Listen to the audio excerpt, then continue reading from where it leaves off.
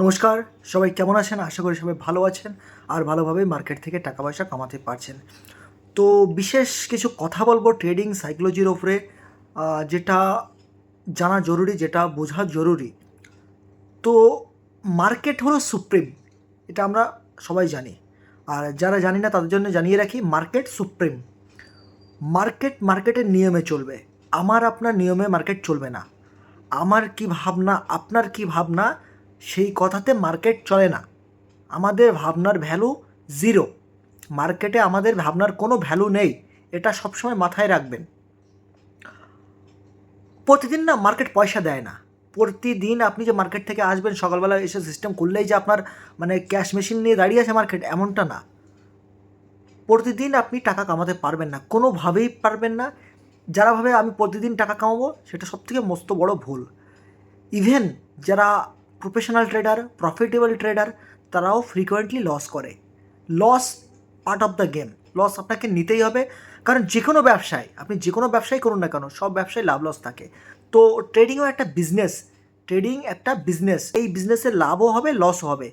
এবার ব্যাপারটা হচ্ছে, আপনি ধরুন মার্কেটে আপনার একটা সবজির দোকানদার, আপনি সবজির ব্যবসা করেন, সবজির দোকানদার, আপনি একটা আলু পেঁয়াজ বিক্রি করছেন। তো আপনি দেখতে পাচ্ছেন বাজারে পেঁয়াজের ডিমান্ড নেই, আর বাজারে পেঁয়াজের দাম দিন দিন কমছে। সেই অবস্থায় আপনি কি করবেন? আপনি জেদ ধরে মাল নিয়ে বিক্রি করবেন, লস করতেই থাকবেন। লস আপনি দেখতে পাচ্ছেন যে 50 টাকা করে আপনার পেঁয়াজ কেনা আছে, 5 টাকা করে লাভ হতো। তো আপনি 50 টাকায় কিনে এখন দেখতে পাচ্ছেন 45 টাকায় আপনাকে বিক্রি করতে হচ্ছে। তো আপনি কি করবেন সেক্ষেত্রে? 45 টাকায় বিক্রি করতে হবে। আপনি তো মার্কেটের এগেনস্টে, বাজারের এগেনস্টে গিয়ে কাজ করতে পারবেন না, কারণ তাহলে তো আপনাকে কেউ নেবে না। 50-এ যদি আপনি গো ধরে বসে আছেন যে আপনি 50 কি 55ই আমি বিক্রি করবো, না হলে আমি বিক্রি করবো না, তাহলে আপনার মাল পচে যাবে। তো এই না পচানোর জন্যে আপনার করণীয়টা কি? যে 50-এ কেনা, 45 যদি বাজার দর হয় 45-এ বিক্রি করবো, 40-এও যদি বিক্রি হয় 40-এ বিক্রি করবো। বাজার যেটা চলবে সেটাই বিক্রি করবো। বাট বিক্রি করে আমি বাজারের পরিস্থিতিটা দেখবো, যে বাজারের কি পরিস্থিতি। বাজার যদি ঠিকঠাক আবার স্টেবল থাকে, তাহলে আমার আবার মাল তোলার সময় আসবে। না হলে আমি হয়তো 1-2 দিন 4 দিনের জন্য একটু স্লো করবো আমার ব্যবসাটা। তো এটাও মার্কেটে, স্টক মার্কেটেও সেম জিনিস অ্যাপ্লাই হয়। যখন দেখতে পাচ্ছেন বাজার ভালো না, মার্কেট ভালো না, মার্কেট আপনার বারবার এসএল নিচ্ছে, সেক্ষেত্রে 1-2 দিন দাঁড়িয়ে যান না। 1-2 দিন হোল্ড করলে কোনো ব্যাপার না, 2 দিন 3 দিন পরে আবার মার্কেট ঠিক হয়ে যায়। তো এই যে যে 2-3 দিন আপনার এসএল গেল, এই 2-3 দিন যদি আপনি না, আমার এসএল গিয়েছে, আমার লস হয়েছে, আমার আরও ট্রেড নিয়ে আমার যেভাবে হোক আমার লসটা রিকভার করতে হবে, আমি ব্যবসা আমার ট্রেড নিতেই হবে, এমন জবরদস্তি করে ট্রেড করে পয়সা কামানো যায় না। ক্লিয়ার বসদি একদম।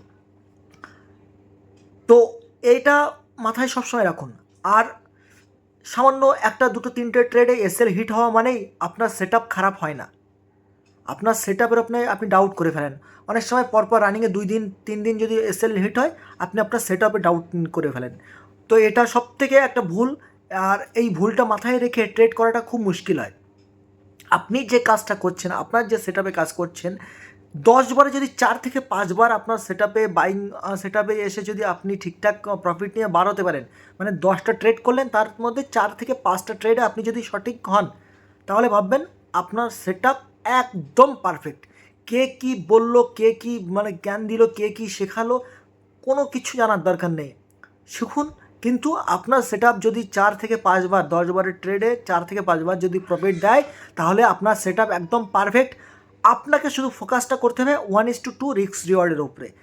যদি 1:2 রিস্ক রিওয়ার্ড আপনি মেনটেন করেন, সেক্ষেত্রে আপনার লস হওয়ার সম্ভাবনা তুলনামূলক অনেকটাই কম। মার্কেটের সাইকোলজি আর মার্কেটের রিস্ক ম্যানেজমেন্ট, মানি ম্যানেজমেন্ট যে একবার ঠিক করতে পারবে, মার্কেট তাকে পয়সা দেবে, রেগুলার পয়সা দেবে, লং টাইমে পয়সা দেবে। আর মার্কেটের ক্যালকুলেশন, প্রফিটের ক্যালকুলেশন ওভারঅল মান্থলি করবেন, যে আমি এই মাসে এত টাকা কামালাম, এত টাকা কামালাম এটা ভাববেন না, কত পার্সেন্ট রিটার্ন আপনি জেনারেট করেছেন, এটা সবসময় ক্যালকুলেশন করবেন। টাকার উপরে ফোকাস করলে আপনি এটা ভুল করবেন। আপনাকে সবসময় ফোকাস করতে হবে যে আমি কত পার্সেন্ট রিটার্ন জেনারেট করেছি। 5%, 10%, 15%, কোনো মাসে আপনার 20%ও রিটার্ন আসবে, কোনো মাসে আপনার 5%ও দাঁড়িয়ে যাবে। তো এটা আপনাকে ওভারঅল হিসাব করতে হবে। ওভারঅল হিসাব না করলে আপনি কিন্তু এখানে টিকতে পারবেন না। আর যে রেগুলার আপনার প্রফিট করেন, আমি বলবো 70%-এর কাছাকাছি আপনি রেগুলার আপনার প্রফিটের 70% আপনি ক্যাশ আউট করবেন। যখনই আমি প্রফিট করবো ক্যাশটা আমি তুলে নেবো। আমার ব্যাংকে রেগুলার উইথড্রল হয়। অপশন বায়ার তাদের ক্যাপিটাল সেভ করার একটা অভিনব উপায় রেগুলার ক্যাশ আউট করে নেওয়া। তো এটা মাথায় রাখুন। তো এইগুলোই বলার ছিল। বারবার বলি, সাইকোলজির দিকটা আপনাকে ডেভেলপ করতে হবে। সাইকোলজি বই পড়লেও যে হবে 100% তা না, এটা ন্যাচারালভাবে আপনার মধ্যে চলে আসবে। এগুলো যত দেখবেন বুঝবেন তত আপনার সব কিছু ঠিক হয়ে যাবে। তো এইটুকুই বলার ছিল, বেশি কিছু বলার নেই।